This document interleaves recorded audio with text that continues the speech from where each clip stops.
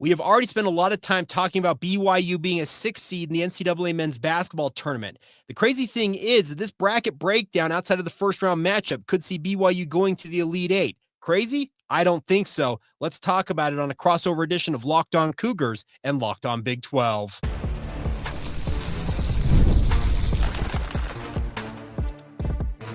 You are Locked On Cougars, your daily podcast on the BYU Cougars. Part of the Locked On Podcast Network, your team every day.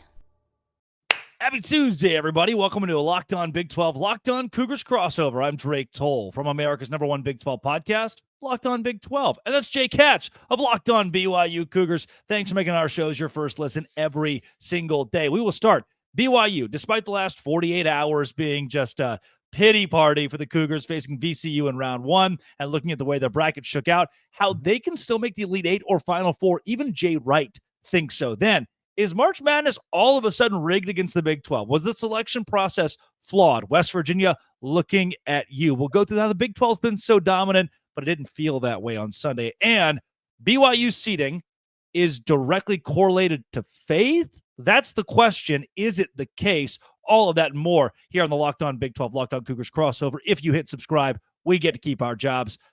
All right, let's jump in. VCU in round one, Jake. I know BYU fans are not very happy with this matchup, not very happy being a 6 seed. Before we tell you why BYU could be a long-term team in March, what was the immediate reaction of this announcement? A lot of Cougar fans, you mentioned, were upset because there was some thought the BYU, Joe Lunardi, and other bracketologists had them as a 5 seed. It felt like the 9-0 run they had to close out the regular season, and obviously that win over Iowa State in the Big 12 tournament, felt like that pushed them firmly onto the 5 line, Drake. And then it comes out that the number 1-6 team, so they're just one spot out of being a 5 seed. But then you add VCU to the mix, which is a top 30 Ken Pom team, a very defensive-oriented squad, much like last year's opponent in Duquesne from the A-10 that BYU thought they were going to roll past and ultimately got done in by. Yeah, Cougar fans rightfully upset with how the seeding worked out in their favor. Does BYU, as a 6 seed, we know that historically that has not gone very well for the Cougars. Does BYU as a program, what you've heard from Kevin Young, feel as though it got slighted, or is this something that instead of drawing, angst from the team, the Cougars can rally around? It is something they can rally around. Frankly, Kevin Young's comments about the matter made it seem like he doesn't give one what about the seeding. He just wants to get after it. Now, he's had kind of that mentality ever since taking over as head coach at BYU. He doesn't care about history. He wants to go and make history in his own right because this is his first year at the helm of the BYU basketball program. He's never been in an NCAA tournament. He says he's always been a big fan of watching the tournament, and he's excited to be part of it. It just feels like he doesn't care that BYU hasn't advanced past the first round since the Jimmer Fredette era in 2011. And I think that mentality, hey, who cares what's happened in the recent past? Let's go out and do our thing. I think that mentality absolutely could benefit BYU by ignoring some of their failings in the recent past. Yeah, if you ask ESPN right now, BYU has a 57% chance to win this game against VCU. Say that BYU, and the way that I put it, because these two teams have stark contrast in the way they play, BYU will go quick. I had somebody comment recently, BYU is a live by the 3, die by the 3 team. I disagree with that. I don't think that's the case this year. It was more so under Mark Pope. It is not under Kevin Young. They play an NBA style from behind the arc, but it's not live or die there. VCU will try to slow this game down. They will try to pace this thing out, and they're very good. I've talked about this. If you ask Haslametrics, with consistency. BYU is great at momentum. VCU good at consistency. This is a game you play 10 times. BYU, to me, wins it 5 out of those 10 times, 50%, because either rock, meet hard place, whatever have you, fast versus slow. If BYU is on the right side of this matchup, though, now we're talking either Wisconsin or Montana. St. Mary's, Vanderbilt, even Alabama, who I think is one of the less dangerous 2 seeds out there. I don't mind the way the rest of this shakes out for BYU and their opportunity to get to an Elite Eight in the East. Well, I'm with you, Drake. Here's the deal. I think that VCU game is the scariest of the bunch for BYU right now because just the way that VCU plays. You mentioned the fact that they're going to want to slow this game down. BYU is a team that likes to run. They like to play like an NBA team, as you mentioned. Everything's at the rim or beyond the arc. That's the way that BYU has scored their points this season. And if you can get past VCU, no matter how it comes, I don't mind facing off against Wisconsin or Montana. And then you mentioned the St. Mary's, Vanderbilt, Alabama combo there. All of those have potential for BYU to handle their business and advance to the Elite Eight. So it's crazy to think this, but I really do think this first-round matchup is the scariest of the bunch for BYU at this juncture. And then you get past that and see what you can do beyond that, because it feels like it's setting up. If you can get past the first round, you can make a deep run here. Do you think if BYU gets past VCU, there is another school? I know we looked at again, Wisconsin, Montana, St. Mary's, Vanderbilt. One of those that you circle and say, shoot, based on how this all has gone, we can't play X, or BYU's really in trouble? It's St. Mary's. Now, BYU has a long history with St. Mary's from their West Coast Conference membership, but funny enough, BYU had more success against Gonzaga during their West Coast Conference era than they did St. Mary's. Randy Bennett knows the Cougars. He knows how to play against BYU, and it's a very physical brand that St. Mary's brings to the table. If you were to say it's BYU and St. Mary's matching up with that chance to go deep in this tournament, I'd be terrified. That's the one team I'm most scared of. Alabama, they're much like BYU, a lot of offense, want to push the tempo. I actually wouldn't mind BYU squaring off against them. I think it's the same thing against Vanderbilt. I like BYU's chances against some of these SEC squads, but it's crazy to think about it, but St. Mary's scares me the most. I love the fact that BYU got to avoid Florida and Auburn. They're looking at Duke if they go to the Elite Eight. I wanted to stay away, even though Auburn has lost 3 of 4, stay away from those two schools, specifically Florida being the A1 for me. I just don't want to be anywhere near Florida. And even Houston, I know a lot of people are touting Duke as their national champion, but I would rather play Duke than Houston, especially knowing Cooper Flag might only be 80%, 90%. Do you think that if BYU gets to a Duke or even an Arizona again in the Elite Eight, that this Cougars team could become a Final Four squad? They could. Now, obviously, you've got to handle your business before getting there. But yeah, the Dukes, the Arizonas of the world, you look at the way that this bracket shakes out, Drake, there are teams there that BYU matches up against favorably, because BYU's real weakness has been ultra physical teams like a Houston. You want to avoid that. That's what a Florida, for example, could do to BYU. I look at Duke. I look at an Oregon and Arizona on the top side of that bracket and say, if BYU gets that far, I like the matchups here. And I really do think you can squeeze past this VCU team in the first round. BYU has got a lot of opportunity to make noise here in March, and that's something we haven't been able to say for quite some time. Well, the Cougars will get to tee off this weekend, and they will not, no matter what. They will not play on Sunday. Is that something that impacted their seeding? We'll actually go there later on in the show. Coming up next, is the March Madness selection process flawed or against the Big 12? There are conspiracy theories being floated out there. This is a Locked On Big 12, Locked On Cougars crossover, part of the Locked On Podcast Network, your team every day. Hey there. Today's show is brought to you by Nissan. And I love touting Nissan because I drive one. 2016 Nissan Maxima, to be exact. If you see it, wave at me. The Armada Team of the Week is brought to you by our friends at Nissan. Each week, our Locked On College basketball experts are picking one team that stands apart. Top-seeded stars, unexpected upsets. They showcase strength and power. This week, it's the Florida Gators. The Gators, led by Walter Clayton, 17 points a game, dominated the SEC tournament, winning each game by at least 9 points. When it comes to that Nissan Armada, they say go forth and conquer. That's exactly what the Gators have done here. It's clear that our team of the week is out there ready to conquer the road ahead with confidence, just like you can in the all-new Nissan Armada or any of Nissan's outstanding vehicles. Take the Armada, Rogue, Pathfinder. Go find your big adventure with Nissan at shopnissanusa.com. That is shopnissanusa.com. Today's show is also brought to you by Fabric. Life moves fast, especially when you have a family. One day you're watching your kids take their first steps. Before you know it, they're off to college. That's why securing their future is important. Fabric by Gerber Life makes it simple to get term life insurance that fits your family's needs. With Fabric, you can apply for term life insurance online right from your couch, be covered in less than 10 minutes, and in many cases, no health exam is required. Peace of mind. As a parent, you can make sure your family's financially protected. Affordable coverage. Get millions of dollars in coverage for less than $1 a day. And Fabric also offers free digital wills and access to investments. Join the thousands of parents who trust Fabric to help protect their families. Apply today in just minutes at meetfabric.com/lockedoncollege. That's meetfabric.com/lockedoncollege. Policies issued by Western Southern Life Assurance Company, not available in certain states. Price subject to underwriting and health questions. That is Fabric. Jake Hatch of Locked On Cougars talking all things BYU. As you look at the March Madness bracket this time around, obviously, unsurprisingly, the SEC got a whole lot of love based on what we've heard, not just in college football, but now college basketball from national pundits. Does it feel like the committee got it backwards when you look at the fact the Big 12 is still the best league in college basketball 9 of the last 11 years? And at the first opportunity to do so, they flipped that to favor the Big 10 and the SEC.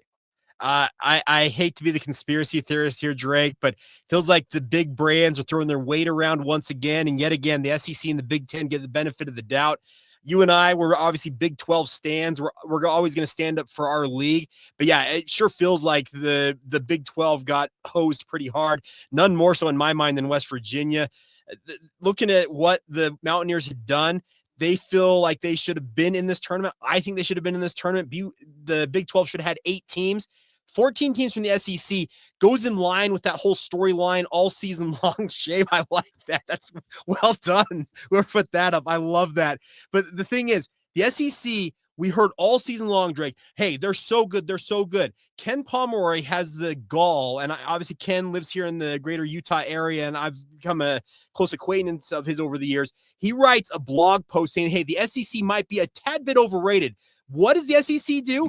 Greg Sankey has the audacity to be like, who is this Ken Pomeroy and why is he ripping my league? It told me everything I need to know. The SEC's throwing its weight around, trying to make sure that they are the big dog for everybody to understand that we own college sports, and I hope they fall flat on their face. Yeah, that has been a big piece of contention here, the treatment of SEC schools. And really, Jake, not even that right now. I'm also looking at North Carolina, at some of these Big 10 teams, the way that they were offered pretty favorable spots in March Madness this year. And as much as I want to say the ACC was historically bad, they are. There's no way to argue that. Still, North Carolina gets in over West Virginia, as you just mentioned. And then whose athletic director is up there justifying this? Boo Kerrigan of North Carolina. Yeah, okay, here's the deal. It's a really, really bad look. North Carolina having their sitting athletic director be the tournament committee chairman, and he can say all he wants, Drake. Well, I wasn't in those meetings when we were brought up. Yeah, well, guess what? You can excuse yourself from the meeting. That you have to do that. But here's the deal. Everybody in that room has this sense of, hey, so, Boo over there, he happens, be North Carolina's AD, and North Carolina being this blue blood that they are, CBS wants these blue bloods in. It's a really, really bad look. You can't defend it. North Carolina was 1-12 in their Q1 games this year. You mentioned the ACC, historically bad. I think you mentioned it not too long ago. The ACC didn't have a single ranked versus ranked game the entire conference season. I know that Duke's elite. I know there's some elite teams in the ACC, but as a league, pretty rough year for one of the traditionally strong basketball leagues out there. And to have North Carolina make it in over the likes of a West Virginia, in Indiana, even a Boise State out here in the western part of the United States, it's a really, really bad look to have them in the field and have their AD be the sitting committee chair. Can we put in perspective here? The SEC getting 14 in, the Big 10 got 8, Big 12 at 7. Prior to the Big 12 at 7, prior to this, that 70% was up there for one of the best percentages all time for a league in college basketball history. Now the SEC gets, I can't do 14 out of 16. I can't do the percentage, but I can tell you that is a record for teams by 3. What blows my mind, Jake, is it feels as though the committee takes a league that did well in the non-conference, that did well early in the year for 13 games. All of you went 12-1, 11-2, and had some good wins. And from there, it's like you couldn't be docked for beating each other. It's why we dock the Big 12 in football all the time. And in basketball, in the case of West Virginia. But in the SEC, they went 500 as a league because, of course, they did. It's what you have to do as a conference. And so no one was really docked, despite regressing over the course of the year. Their conference affiliation got to help them keep their status. And in the end, they get 14. No matter what, there's zero way they are that generational for 14 out of 16 to be in. Okay, here's the deal. And all due respect, I'm going to pick on our friend John Williams of Locked On Sooners. I am sorry. Oklahoma, were they 6-12 in conference, Drake? How in the you-know-what do they get a 9 seed as a 6-12 team in the SEC? And that's just one example here. I do not understand the philosophy the tournament committee had here outside of buying into the narrative out there about how good the SEC has been. But you're right. They were a 500 league in terms of their conference record, and that should not reward you with a record amount of teams making the NCAA tournament. I'm sorry. It does not math in my mind. And I'm going to back up my guy, Ken Pomeroy. He had the stones to come out ahead of all this and say, hey, the metrics say the SEC is a bit overrated here. Greg Sankey freaks out and immediately fires back at him. I'm telling you, Ken Pom knows something, and I'm right in line with him. I think the SEC is poised to fall on their face, and I hope that they have a bad showing, because this is a really, really bad look to see them get 14 teams in, because they're just not that good of a league. Why do you think? I mean, I know you mentioned, or we've hypothesized that the SEC status as someone the major TV networks looks fondly toward. Why do you think they're able to get away with this? Is it just the haves can continue to have, and as the have-nots complain, will it fall on deaf ears? Well, and the funny thing about this, Drake, is CBS and Viacom, they're obviously the big dog when it comes to the NCAA tournament. Like they air all these games. They're on those networks. You would have thought a thing like the SEC football being ripped away from CBS might have had CBS thinking, hey, we're going to stick it to the SEC. Well, conversely, they are all of a sudden rewarding everything SEC. So for the life of me, I don't understand it. You're right. It just doesn't seem like this is the banner type season that some would make you out to believe it is, with these 14 teams getting into the NCAA tournament.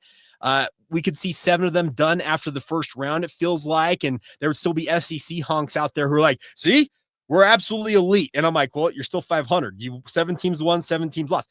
Yet again, right in line with the 500 record you guys had all conference season long. Yeah, it's odd to see the way that the SEC is loved now in basketball after the Big 12 was so dominant for so long, and that's been thrown out the window. How quickly we forgot the elite status of the Big 12 conference, and it hurt ultimately schools like BYU or Iowa State, who are fighting there really late to get better seeds, or West Virginia, who was left out in total because they thought an SEC team or that extra big brand from the ACC deserved to be in March Madness. Coming up, is there what's up, Jake? I just want to inject one more thing on this. I have always been a guy who, obviously, I'm gonna rep for BYU because that's my show that I do here, Drake. This year more than ever, I am back in the Big 12. Every Big 12 team, you've got a super fan in Jake Hatch. I want nothing more than the Big 12 to go out and put a statement. And I'm talking everybody. I hope they all advance and stick it to the powers that be. I think the entire Big 12 was an agreement that West Virginia was hosed in this entire deal, and a lot of people coming out of the woodworks from all fan bases to voice that over the last couple of days. Coming up, BYU's a 6 seed. They can't play on a Sunday. Is there something to this? Is there a religious reason BYU was overlooked by the committee? This is a Locked On Big 12, Locked On Cougars crossover.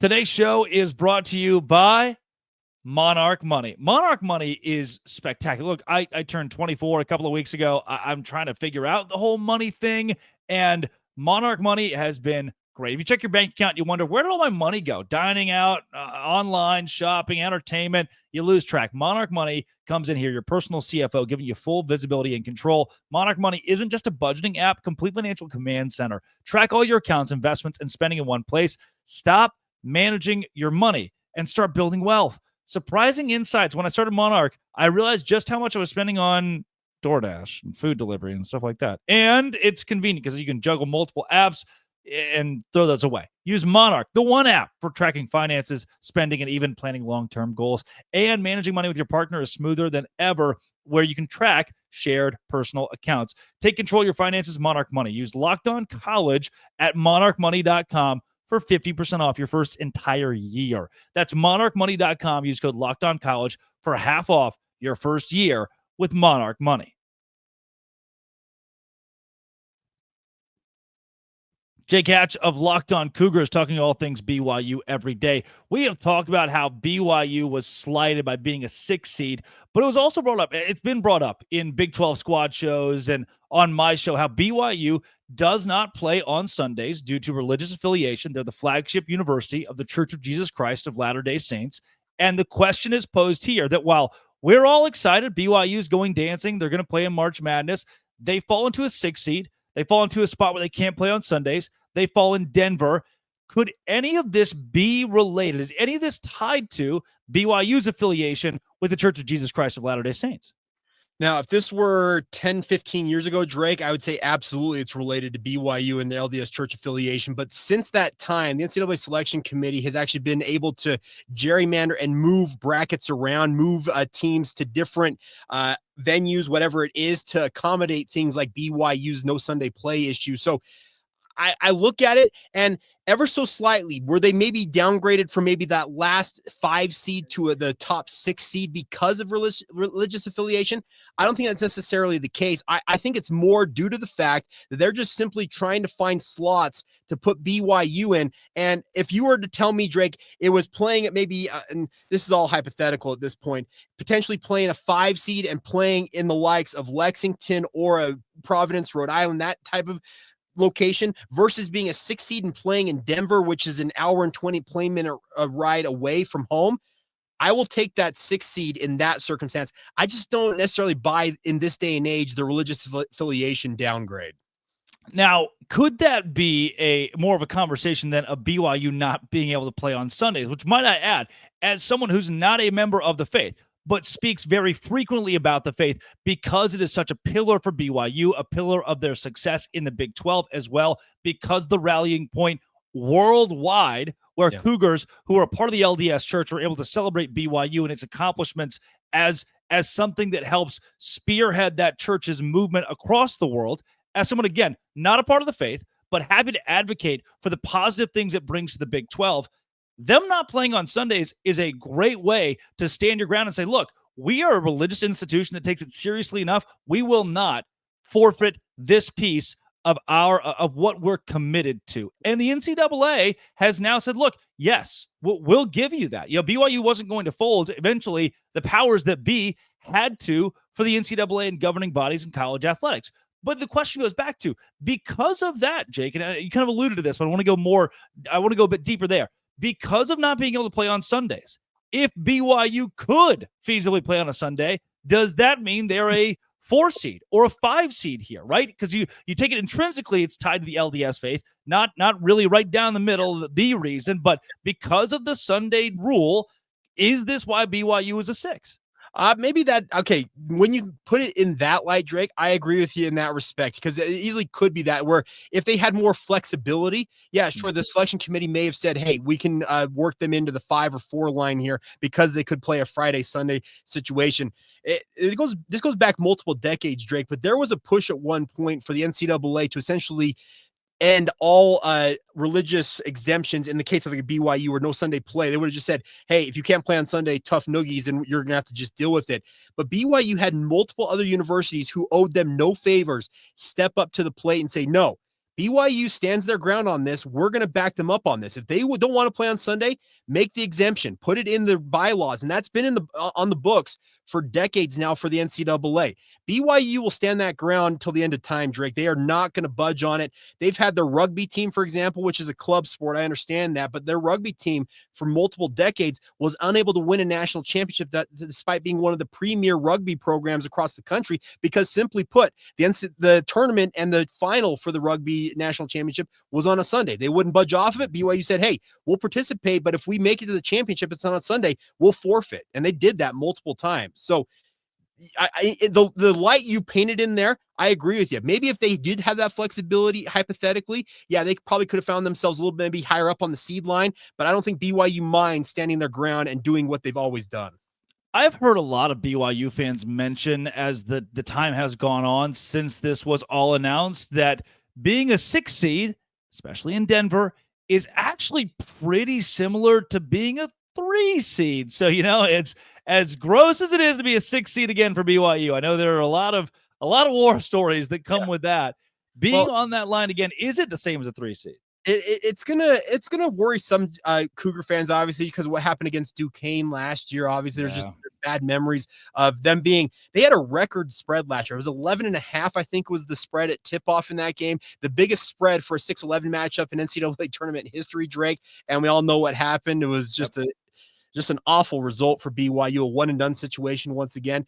I get that there's some of those battle scars that exist because of that, but I'm telling you, if they can find, and we said this earlier on in the podcast, they can find a way past this VCU squad. I feel a lot more confident for BYU against Wisconsin than I do against VCU, and that's crazy to say when it's an 11 versus a 3 seed.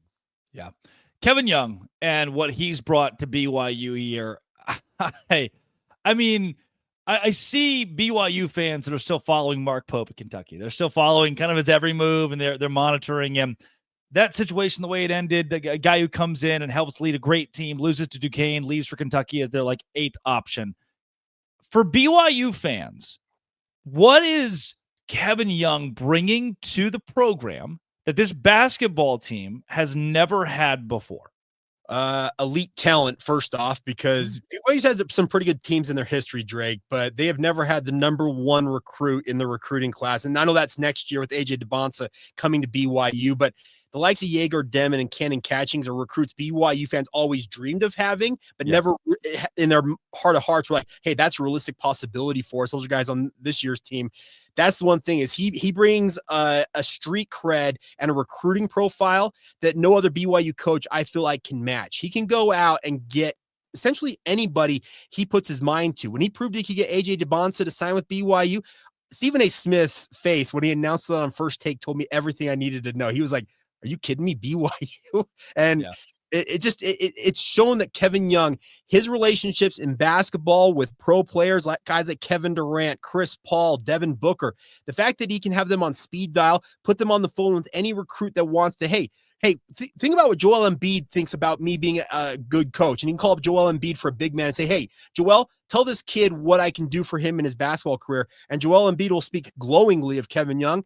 That is a major, major tool to have in your back pocket if you're Kevin Young. So the number one thing he's brought is that elite talent base. The other thing I will say is Kevin Young brings a demeanor and it's almost an attitude of, hey, past results be damned. We're going to go out there and do our thing. And I can respect it. It can almost borderline look like they're being cocky when they talk about stuff like that, Drake. But I love the boldness that he approaches his side of the game from. Yeah, Jake, faith standpoint, culture standpoint as well. I know that's something that is so important to those at BYU. What has Kevin Young brought into the fold that is, and I say brought intentionally, what has he brought into the fold that helps maintain long-term culture at BYU in the athletics department? I think he's trying to obviously prove that he can send guys to the NBA from BYU. Now, there have been guys who've gone to the NBA from BYU in the past, but we're talking he wants to have lottery type selections every single year coming out of Brigham Young University in Provo, Utah. But he also understands this is a faith-based institution, as we already talked about. They will not bend on certain things that they hold near and dear to their hearts. They're non-negotiables in BYU and the way that the BYU athletics department will always operate. He's trying to meld those two things, and I respect the way he's gone about it. He is bold to the point of, saying, we don't care about our past failures in the recent past in the NCAA tournament. We're a new team. We're going to go out there and prove ourselves on that national stage. But at the same time, he also understands that BYU is a faith-based institution and may, frankly, not be for everybody, and he will find the right guys that fit what BYU is all about. Jake, beautiful stuff today. I know that over the last couple of days, BYU fans have been a bit torn up over the way that things shook out on Sunday, but here you are with a chance as good as anybody, of the 68 teams to make it all the way to glory and win a national championship. Jake, where can folks, listeners of Locked On Big 12 specifically, find more of your work? Yeah, I just search out Locked On Cougars wherever you get your podcasts, also available on YouTube. If you want to follow us on social media, Locked On Cougars on Facebook, Instagram, or Twitter. And then you can see right here, it's actually our new graphics don't have it. My personal Twitter feed on or X is Jacob C. Hatch. You can hit me up there. I love to chat anytime with anybody who wants to talk ball. That's Jake Hatch. This has been and always will be Locked On. Thanks for making it your first listen every single day, a crossover with Cougars and Dose Grande.